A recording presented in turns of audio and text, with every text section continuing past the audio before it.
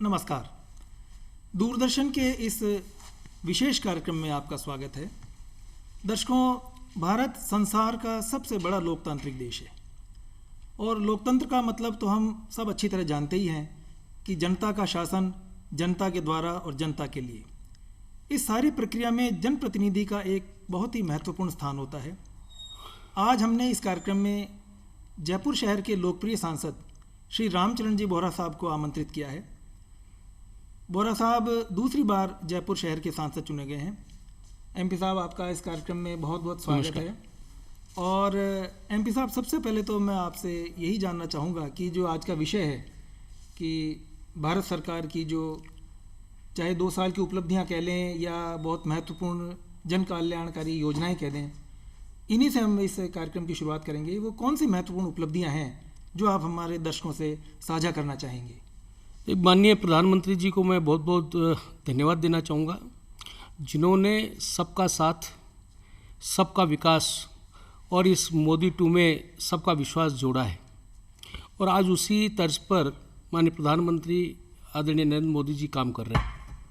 आपको कहते हुए बहुत अच्छा महसूस कर रहा हूँ कि इस 6 साल में माननीय प्रधानमंत्री जी ने जिस प्रकार का भारत को ऊंचाइयों पर ले जाने का काम किया है, एक आत्मनिर्भर बनाने के लिए माननीय प्रधानमंत्री जी ने जिस तरह की मुहिम छेड़ी है, मैं समझता हूँ कि इस कोरोना कालखंड में जो भारत पहले का था उसमें भारत दूसरे देशों पर आश्रित था, दूसरे देशों की तरफ देखता था, और आज वो भारत है जिस पर दूसरे देश टकटकी लगाए देख रहे हैं। इस कोरोना महामारी में चाहे हमने दवाओं का वितरण करने का काम लिया हो, चाहे मेक इन इंडिया की तर्ज पर, आत्मनिर्भर भारत की तर्ज पर 2 वैक्सीन डेवलप करके और भारत के 3 करोड़ लोगों को तो वैक्सीनेट करने का काम किया ही है।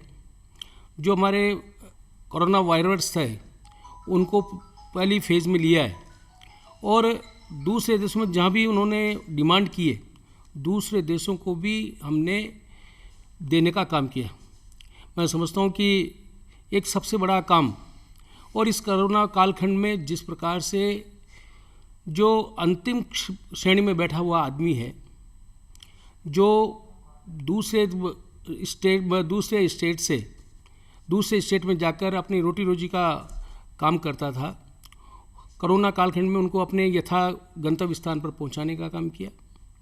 और गंतव्य स्थान पर जाने के बाद में उनकी रोटी रोजी कैसे चले, पीएम स्वनिधि योजना का एक अहम घोषणा करके और 10,000 रुपये प्रत्येक व्यक्ति को देने का काम, ताकि वो चाहे वो ठेला चलाने वाला हो, रेडी चलाने वाला हो या और कोई छोटा मोटा व्यवसाय करने वाला व्यक्ति हो, उसको फंडिंग करके और उसका जीवन यापन अच्छी तरह चल सके, इसका माननीय प्रधानमंत्री ने काम किया जी। इसी तरह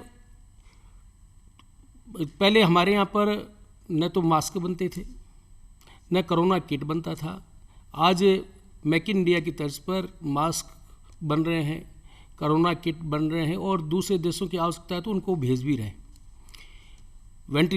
वेंटिलेटर का जिस तरह से जो काम है, वेंटिलेटर पहले कम थे, आज माननीय प्रधानमंत्री जी के नेतृत्व में और एक माननीय प्रधानमंत्री जी की अग्रिम सूझबूझ से जिस तरह से हमने भारतवर्ष पर ज़्यादा से ज़्यादा लोगों को सुरक्षित रहें, कम से कम लोग इस कोरोना महामारी में आएँ और वो जल्दी से ठीक हों, ऐसा काम माननीय प्रधानमंत्री के नेतृत्व में हुआ है। आज मुझे कहते हुए इस बात की भी खुशी है कि प्रधानमंत्री के नेतृत्व में जिस प्रकार से जब हम कहीं भी जाते थे तो कहा करते थे हमें लोग, बोले भारतीय जनता पार्टी के लोग आ गए, राम मंदिर वहीं बनाएंगे पर तारीख नहीं बताएंगे। माननीय प्रधानमंत्री ने माननीय सुप्रीम कोर्ट के आदेश पर और राम मंदिर का शिलान्यास करके पूरे भारतवर्ष को गौरवान्वित करने का काम किया। धारा 370 हटाकर और एक भारत श्रेष्ठ भारत का जो उन्होंने, सक्षम भारत का जो काम किया है, आज सभी देशवासी अपने आप में एक गौरवान्वित महसूस कर रहे हैं।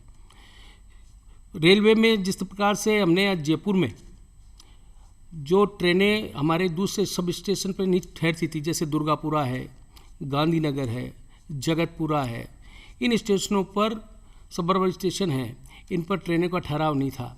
उन ट्रेनों का ठहराव करने का काम किया। ऐसे स्टेशन थे जहाँ पर कोई सुविधा नहीं थी, चाहे वो जगतपुरा हो, प्लेटफॉर्म नीचे थे, कभी लोगों का कई बार एक्सीडेंट हो जाया करते थे। एक प्लेटफॉर्म से दूसरे स्टेशन पर जाने के लिए फुट ओवरब्रिज नहीं थे। गांधीनगर पर भी यही हाल था, दुर्गापुरा में भी यही हाल था, मेन स्टेशन पर भी यही हाल था। आज हमने यहाँ पर सभी स्टेशनों पर अभी भी कुछ ही दिनों पहले गांधीनगर में 4 करोड़ की लागत से हमने 4 एक्सीलेटर लगाकर, और जो हमारे वृद्ध लोग हैं, जो चलने में असमर्थ हैं, हमारे जो दिव्यांग लोग हैं, उन लोगों के लिए हमने एक्सीलेटर लगा के और एक अच्छा काम किया। शेड बनाने का काम किया स्टेशनों पर, नहीं तो बारिश में, धूप में, सर्दी में यात्री परेशान हुआ करता था। यहाँ पर वीआईपी रूम्स बनाने के लिए हमने यात्रियों के रूम बनाने के लिए एक अच्छा काम यहाँ पर सभी स्टेशनों, सांगानेर में भी किया, दुर्गापुरा में भी किया, मेन स्टेशन में भी किया और गांधीनगर में भी किया। जगतपुरा में ऐसे ही स्टेशन को अपग्रेडिंग करने के लिए हमने काम किया। और आज मुझे कहते हुए खुशी है कि जयपुर स्टेशन एक ए ग्रेड की श्रेणी में आया है। और स्मार्ट सिटी जयपुर के लिए लाकर 2400 करोड़ की योजना बनाकर, जिस तरह से माननीय प्रधानमंत्री का जो सपना है कि ऐसे शहर 100 शहर में जयपुर भी एक अपने आप में स्मार्ट सिटी बने, और उस तर्ज पर हम काम कर रहे हैं। आज द्रव्य नीति की बात करें, आज जिस प्रकार से जो गंदा नाला था उस नाले को पाट कर, और हमने 2000 करोड़ की लागत से उस द्रव्य नीति का भी काम कर रहे हैं, ताकि जयपुर एक पर्यटन क्षेत्र है और उस पर्यटन क्षेत्र में कोई भी जयपुर से बाहर से यहाँ पर यात्री पर्यटन की दृष्टि से आता है, वो एक अच्छा मैसेज लेकर वो जाए, इस प्रकार से हम काम कर रहे हैं। मैं समझता हूँ कि जयपुर के चहुमुखी विकास के लिए, चाहे वो रोड नेटवर्किंग का हो, चाहे एयर नेटवर्किंग का हो, चाहे ट्रेन के एयर कनेक्टिविटी का हो, हर दृष्टि से हमने जयपुर को सक्षम बनाने के लिए काम करने का काम हमने लिया और प्रधानमंत्री के नेतृत्व में हम काम कर रहे हैं। आज जिस प्रकार का पोल्यूशन फैलता था, तो आज हमने इलेक्ट्रिफिकेशन करने का काम, दिल्ली से लेकर अहमदाबाद तक हमने इलेक्ट्रिफिकेशन कराने का काम किया, जयपुर से लेकर सवाई माधोपुर तक इलेक्ट्रिफाई कराने का काम किया, ताकि ट्रेनों का सुगमता से आना जाना हो, पोल्यूशन का भी कम से कम पर्यावरण को ठीक करने की स्थिति में हम ये रहें। हर दृष्टि से हमने ट्रेन के यातायात के मामले में काम किया है। स्मार्ट सिटी के बारे में हमने कृष्णा सर्किट बनाने के लिए हमारे ताड़केश्वर मंदिर है, गोविंद जी का मंदिर है जी, हमारा गोपीनाथ जी का मंदिर है, तो एक कृष्णा सर्किट डेवलप हो और उसमें धार्मिक तरह भजन वगैरह का काम चलता रहे। एक यात्री और आस्तिक जो धर्म सुबह सुबह दर्शन करने जाते हैं, उन लोगों के लिए आवागमन के लिए किसी प्रकार कोई दिक्कत नहीं हो, इस तरह का एक कॉरिडोर बनाने का काम भी हमने स्मार्ट सिटी में लिया है। एक तरह से धार्मिक पर्यटन को हमने बढ़ावा देने का काम किया है। मैं समझता हूँ कि जयपुर में जब से ये माननीय प्रधानमंत्री नरेंद्र भाई मोदी जी की सरकार आई है, एक जयपुर में ही नहीं और पूरे राजस्थान में, पूरे भारतवर्ष में एक अच्छा मैसेज और एक समृद्धशाली देश बने, एक आत्मनिर्भर लोग भारत बने, भ्रष्टाचार मुक्त भारत बने। और माननीय प्रधानमंत्री जी ने जो गरीब आदमी, जो ऐसे असहाय आदमी थे, वो बैंक की चौखट नहीं देखते थे, दरवाज़ा नहीं देखा होगा, उन्होंने जन धन के अकाउंट खोलकर, आज मुझे कहते हुए खुशी है कि 41 करोड़ अकाउंट खोलकर, जो अभी चाहे हमारा कोरोना कालखंड रहा हो, उसमें महिलाओं को 500 रुपये 3 किस्त में देने का काम किया। किसान सम्मान निधि के माध्यम से किसान सम्मान निधि का 2-2 हज़ार रुपये 3 बार, एक वर्ष में 3 बार देकर और 6 हज़ार रुपये प्रति साल का देकर किसान सम्मान निधि का उन जनधन अकाउंटों के माध्यम से एक प्रधानमंत्री, तत्कालीन प्रधानमंत्री वो थे जो ये कहा करते थे कि मैं 1 रुपया भेजता हूँ, नीचे जाते जाते 15 पैसा रह जाता है। एक प्रधानमंत्री वो है जो 1 रुपया का सीधा सीधा पूरा का पूरा पैसा उसके खाते में जाता है। अभी 25 दिसंबर 2020 को माननीय अटल बिहारी वाजपेयी जी का जयंती थी और उसमें हमने 9 करोड़ किसानों को 18,000 करोड़ 2,000 रुपये के हिसाब से किसानों के खातों में ट्रांसफर करने का काम किया।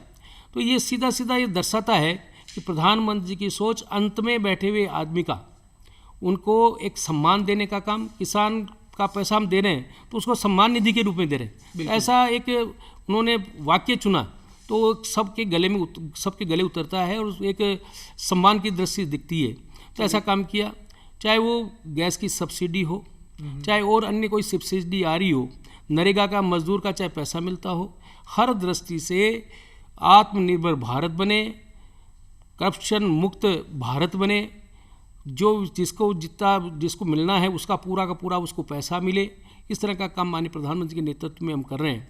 और अभी आपने देखा होगा कि बजट में जो 8 करोड़ उज्ज्वला गैस के कनेक्शन हमने पिछले 6 साल में दिए, इस बजट में माननीय प्रधानमंत्री ने कहा कि मेरे कोई भी बहन, मेरी कोई भी माता, कोई भी मेरे जो महिला है उसको किसी प्रकार को तकलीफ़ नहीं हो, श्वास की तकलीफ़ नहीं हो, उसको गैस का जिस वो खाना बनाती है तो जब एक बार खाना बनाती है तो 400 सिगरेट का धुआं उसके पेट में जाता है और उसको महिला को किसी प्रकार अस्थमा हो जाता है, दिक्कत आती है, आँखों में दिक्कत आती है।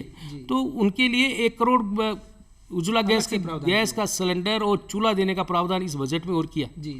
मैं धन्यवाद देना चाहता हूँ प्रधानमंत्री जी को कि उन्होंने आयुष्मान भारत की योजना लाकर 10 करोड़ परिवारों को, और एक परिवार में 5 लोग हैं तो 50 करोड़ लोगों को लाभान्वित करने का काम माननीय प्रधानमंत्री ने आयुष्मान भारत के तहत किया है।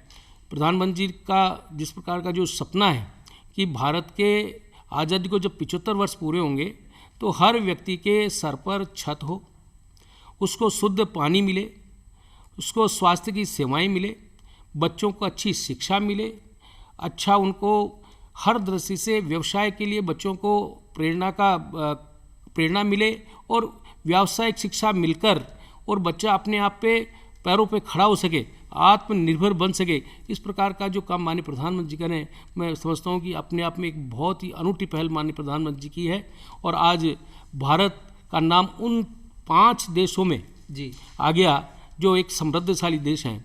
आज समृद्धशाली देश भी भारत की और निगाहें टिकटिकी निगाहें देख रहे हैं।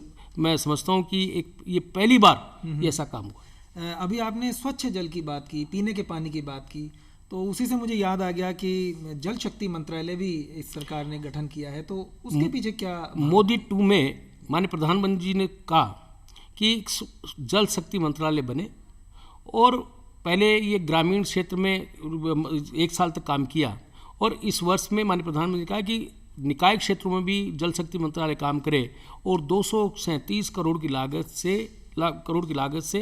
माननीय प्रधानमंत्री ने कहा कि 5 साल में हर व्यक्ति को नल के द्वारा शुद्ध पानी मिले। जी बिल्कुल। एक नई कृषि नीति की एमपी साहब बहुत चर्चा हो रही है, कुछ शंकाएं भी व्यक्त की जा रही हैं कि कुछ प्रदर्शन भी हो रहे हैं, तो आप इसको कैसे इसको परिभाषित करना चाहेंगे कि किस तरह से किसानों के हित में है?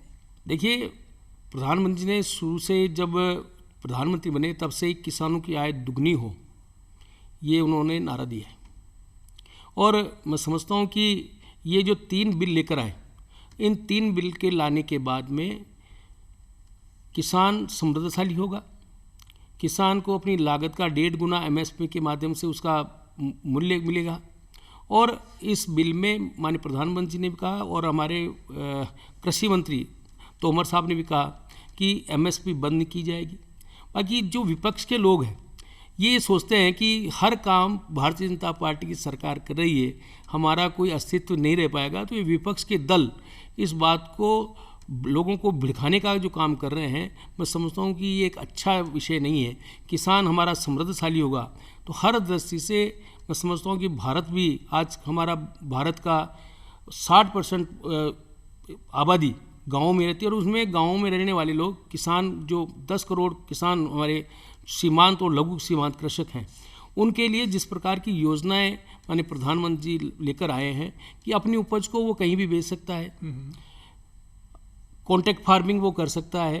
पर कॉन्ट्रैक्ट फार्मिंग में जिस तरह का एक बहकाने का काम विपक्षी दल कर रहे हैं कि कॉन्ट्रैक्ट फार्मिंग में आपकी ज़मीन भी चली जाएगी, कॉन्ट्रैक्ट फार्मिंग होगी जी, ज़मीन का कॉन्ट्रैक्ट नहीं हो रहा है, तो मैं समझता हूँ कि ये लोग बहका रहे हैं। बाकी प्रधानमंत्री का जिस तरह से शुरुआत में जब 2014 में एक समय वो था जब यूरिया के लिए लाइनें लगती थी, ब्लैक होता था, किसानों को लाठियां खानी पड़ती थी। आज नीम कोटेड 5-6 साल के पहले प्रधानमंत्री ने नीम कोटेड यूरिया किया और तब से न तो किसी प्रकार का कोई ब्लैक में यूरिया खरीदना पड़ रहा जी, न ही किसी प्रकार की लाठियां खानी पड़ रही है, और उसको जितना फर्टिलाइज चाहिए वो उसको सही जगह सही दाम पर मिल रहा है, सही समय पर मिल रहा है।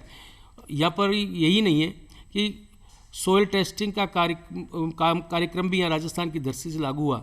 मैं समझता हूँ कि किसानों को जब 2022 आएगा, भारत को आज़ादी के 75 वर्ष पूरे होंगे, हमारा भारत समृद्धशाली और सक्षम भारत बनने की ओर अग्रसर होगा, मैं कहना चाहता हूँ। और नीम कोटेड यूरिया करने से किसानों की जो फसलों में जो लगने वाले कीट रोग थे वो भी उनमें भी काफ़ी कमी। बिल्कुल, इसमें जब नीम कोटेड हो गया, हम नीम कई बार, मैं भी किसान हूँ, और जब हम गेहूँ जो भी हम जिन्स उगाते हैं तो उसमें नीम के पत्ते वगैरह डाल करने का, नीम का खाद डालने का काम करते हैं। तो जब नीम कोटेड यूरिया आया है तो उसका कुछ न कुछ फ़ायदा ज़रूर मिलेगा।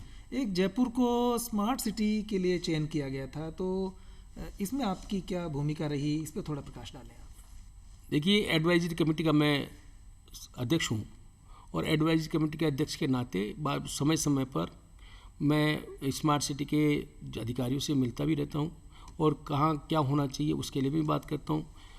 कोई काम उन्होंने अगर अनावश्यक रूप से कोई दर्शाया तो उसको रोकने का भी हम काम करते हैं। जयपुर एक स्मार्ट है, और हमारा जयपुर जिस तरह से आप कहें कि आज पुरानी बसावट हमारे जयपुर की है, वो बहुत कम शहरों की ऐसी बसावट है जो जयपुर की बसावट है। तो मैं समझता हूँ कि एक हेरिटेज लुक हमारा जयपुर का है, उस हेरिटेज लुक को हम भी ख़त्म नहीं होने दें, और एक स्मार्ट का जो हमारा ध्येय है उस स्मार्ट सिटी के ध्येय के आधार पर हम रोड का नेटवर्क का काम करें। हम डक्टिंग के माध्यम से बार बार रोड हमारे को खोदनी नहीं पड़े, ताकि पाइपलाइन को डालने का काम उस डक्टिंग के माध्यम से हो। तो डक्टिंग का प्रावधान भी हमने इसमें किया है, नाली का, सीवरेज का, ये सारा काम, और अंडरग्राउंड केबलिंग का काम हमने इस एबीडी एरिया में, जो एरिया बेस्ड डेवलपमेंट है, उसके तहत में हमने किया है। मैं समझता हूँ कि आज काफ़ी काम जयपुर में स्मार्ट सिटी में काम हुआ है, और जो आवश्यकता होगी उस काम को हम पूरा करेंगे। एमपी साहब, ये तो खैर सभी मानते हैं कि कोरोना काल में सरकार ने बहुत अच्छे तरीके से इस महामारी से निपटने का काम किया। अब कोरोना काल धीरे धीरे समाप्त हो रहा है, और अब लोगों के सामने थोड़ा सा आर्थिक रूप से जो बाजार की गति है उसको संबल प्रदान करने की आवश्यकता है। उसके लिए आपके क्या प्रयास? देखिए, मैंने अभी शुरू में भी कहा, माननीय प्रधानमंत्री ने एमएसएमई में और कोरोना कालखंड में 20 लाख करोड़ का जीडीपी का 10%, पहली बार हुआ जीडीपी का 10% डेवलपमेंट के लिए, किसानों को आत्मनिर्भर बनाने के लिए पैसा खर्च हुआ। और इस कोविड काल में दूसरे देशों की अपेक्षा हमारा भारतवर्ष आज आत्मनिर्भर की तरफ बढ़ रहा है। तो मैं समझता हूँ कि चाहे एमएसएमई का क्षेत्र हो, लघु कुटीर उद्योग का क्षेत्र हो, चाहे और अन्य हमारा जो श्रमिक है उनका क्षेत्र हो, हर दृष्टि से आत्मनिर्भर बनने की तरफ भारत अग्रसर हो रहा है, और किसी प्रकार की कोई तकलीफ है नहीं। तो अगर हम बात करें कि जयपुर के विकास के लिए आपने लोकसभा में किस किस तरह के मुद्दे उठाए हैं, तो वो कौन कौन से मुद्दे हैं जो आप हमारे दर्शकों से यहाँ बताना चाहेंगे? देखिए, समय समय पर हमारे रेलवे की स्थिति बड़ी अच्छी नहीं थी यहाँ पर, तो रेलवे की स्थिति को ठीक करने के लिए समय समय में रेलवे के मुद्दे उठाए। अभी 2-3 और हमारे पास ऐसी समस्याएं रेलवे की जिनको ठीक कराने की आवश्यकता है। कि हमारा जो डिग्गी मालपुरा रोड है उस पर सवाई माधोपुर लाइन जाती है, और उसका फाटक नंबर 174 है, उसको डबल कराने की हमने बात की है। वैसे गत बजट में हमने 950 करोड़ से जयपुर सभा मार्ग को दोहरीकरण कराने का काम किया है। तो उस दोहरीकरण के जब काम चालू होगा तो साथ साथ उस फाटक को भी हम डबल रूप में करेंगे, ताकि किसी प्रकार का यात्रियों को कोई परेशानी नहीं है। इसके लिए हमारा काम है और इसमें इस बार भी हमने इस बात को उठाया है। इसी तरह हमारा जयपुर रामगढ़ जो हमारा मुख्य पेयजल स्रोत था, उस पेयजल स्रोत आज एशियाड खेल के बाद में धीरे धीरे वो सूखने की कगार पे आ गया। जो रसूखदार लोग हैं उस पर अतिक्रमण कर रखा है। हमने कई बार राज्य सरकार को लिखा भी है और अतिक्रमण हटाने के लिए हमने बात की है कि जो कैचमेंट एरिया में अतिक्रमण कर रखा है उसके कारण से इसमें पानी की आवक रुक गई है। मैं मुख्यमंत्री जी से कहना चाहूँगा दर्शकों के माध्यम से कि हमारा जयपुर का रामगढ़ का जो पेयजल का स्रोत है वापस भरने की दृष्टि से काम कारगर साबित हो।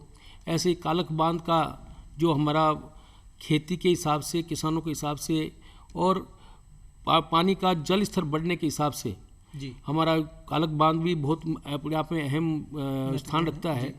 तो उसको भी भरने का काम हो तो राजस्थान ईस्टर्न कैनाल योजनाएं जो हमारे राजस्थान के 13 जिलों को लाभान्वित होगा।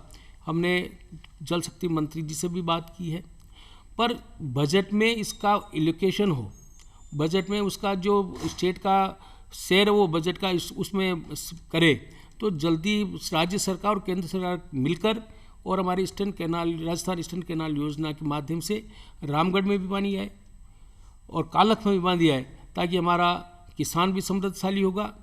जो फ्लोराइड वाटर पानी हमारे को पीने को मिल रहा है उससे भी हमारे को निजात मिलेगी और वापस जयपुर के आसपास का जो एरिया है उस एरिया में किसान हरी भरी खेती देखकर वो तो संतुष्ट होगा ही, बाकी पर्यावरण की दृष्टि से भी बहुत अच्छा काम होगा। अब देखिए, अभी आपकी सरकार के पास 3 साल का समय और है, तो आपने क्या इसके लिए लक्ष्य निर्धारित किए हैं, क्या रोड मैप बनाया है? देखिए, पहला तो मेरा अहम मुद्दा यही है कि कालक और रामगढ़ में पानी आए, क्योंकि पानी जल है तो वहाँ थल है, जल है तो कल है।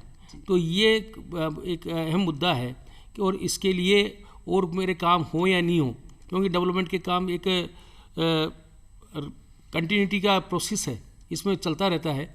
बाकी किसान समृद्धशाली होगा, हमारे गांव समृद्धशाली होंगे, हमारा अपने आप धीरे धीरे भारत समृद्धशाली होगा। तो इसके लिए मैंने बार बार ये लोकसभा में बात भी उठाई है और आगे भी मैं उठाऊंगा। मैंने मुख्यमंत्री जी को भी 2 बार पत्र लिखा है। जल शक्ति मंत्री हमारे जो गजेंद्र सिंह जी या राजस्थान के हैं, जोधपुर के MP भी हैं, उनको भी हमने कहा है। तो हम मिलकर राजस्थान स्टेट और सेंट्रल गवर्नमेंट मिलकर और इस काम को आगे बढ़ाने का काम करेंगे। जयपुर का धार्मिक दृष्टि से भी बहुत महत्वपूर्ण स्थान है। यहाँ गोविंद देव जी का मंदिर है, खोले के हनुमान जी हैं, जो धीरे धीरे विश्व में अपनी पहचान जो मतलब पहले से भी है और बनाते भी जा रहे हैं। मैं हमारे तत्कालीन मुख्यमंत्री वसुंधरा जी को धन्यवाद देना चाहूँगा कि खोले के हनुमान जी हमारे इष्ट हैं और वहाँ पर लगभग 15 करोड़ एक बार सैंक्शन किया, 10 करोड़ एक बार सैंक्शन किया, 25 करोड़ की लागत से एकदम अच्छा भव्य मंदिर वहाँ पर बनाने का काम माननीय वसुंधरा जी ने किया है। मैं धन्यवाद देता हूँ उनको। और जो हमारा गोविंद देव जी का मंदिर है, जो हमारा ताड़केश्वर जी का मंदिर है, जो हमारा गोपीनाथ जी का मंदिर है, ये कृष्णा सर्किट के रूप में डेवलप होंगे। हमारा आमेर का शिला माता का मंदिर है, चांदपोल हमारे बालाजी का मंदिर है, ये ऐसे हमारे धार्मिक स्थल है, रामचंद्र जी का मंदिर है, ऐसे हमारे धार्मिक स्थल है। इन स्थलों का वापस से इस स्मार्ट सिटी के माध्यम से हम पैसा लगा रहे हैं, ताकि उनको उसी स्थिति में जो हमारा हेरिटेज लुक है उस हेरिटेज लुक में वापस उनको लाएं, ताकि जो पर्यटक आता है वो पर्यटक स्मार्ट सिटी के साथ साथ हेरिटेज सिटी का भी जो हमारा कंसेप्ट है उसको ये लेके जाए कि जयपुर हमारी हेरिटेज सिटी है, वैसी की वैसी आज है। एक MP साहब, जयपुर शहर जिस तरह से विस्तार पा रहा है तो धीरे धीरे यातायात का दबाव भी बढ़ रहा है। मैं देखता हूँ गोविंद मार्ग पे बहुत बार जाम की स्थिति बनी रहती है। तो इस ओर मैं थोड़ा सा आपका ध्यान आकर्षित करना चाहूँगा कि इस ओर अगर आपने कुछ प्लान किया हो तो बताएं हमारे भाई बहनों को। देखिए, 2007 में जब भारतीय जनता पार्टी की राजस्थान में सरकार थी तो मुख्यमंत्री जी ने यहाँ पर रिंग रोड का काम किया था और आगरा रोड से लेके अजमेर रोड तक का रिंग रोड का काम पूरा हो गया 47 किलोमीटर का। मैं हमारे नितिन गडकरी जी को, जो केंद्रीय मंत्री हैं, उनको भी धन्यवाद देना चाहूँगा कि उन्होंने हर संभव हमारी राजस्थान की मदद करके और 47 किलोमीटर का कॉरिडोर उन्होंने चालू किया है। ये चालू हो गया। बाकी अब जब अजमेर रोड से लेके और दिल्ली रोड होता हुआ वापस आगरा रोड पे वो मिले तो पूरा रिंग रोड हमारा तैयार हो जाएगा। इसके बाद में जिस प्रकार का भारी वाहनों का दबाव जयपुर में था वो दबाव भी कम होगा, पर्यावरण की दृष्टि से भी वो ठीक रहेगा।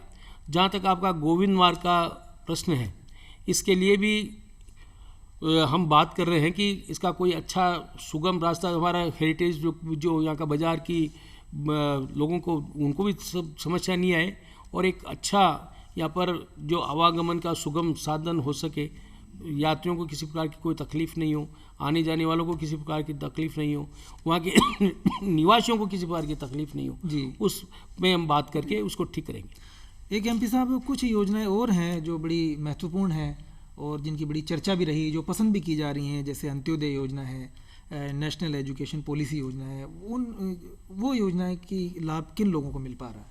देखिए, अब आज एजुकेशन में जिस प्रकार का 40 साल के बाद माननीय प्रधानमंत्री जी ने, हमारे HRD हमारे मंत्री निशंक साहब ने जिस प्रकार का जो नई शिक्षा नीति को लागू करके बदलाव लाया है, इसमें सुगम शिक्षा प्रत्येक छात्र को मिले, व्यावसायिक शिक्षा प्रत्येक जो इंटरेस्टेड है उस छात्र को मिले, ताकि आत्मनिर्भर बन सके, अपने पैरों पे खड़ा हो सके। मैं धन्यवाद देना चाहूँगा भारत सरकार को कि जिन्होंने माननीय प्रधानमंत्री जी ने स्किल डेवलपमेंट का नया मंत्र खोलकर और लोगों को शिक्षित करने का काम, लोगों को व्यावसायिक ट्रेनिंग देने का काम किया।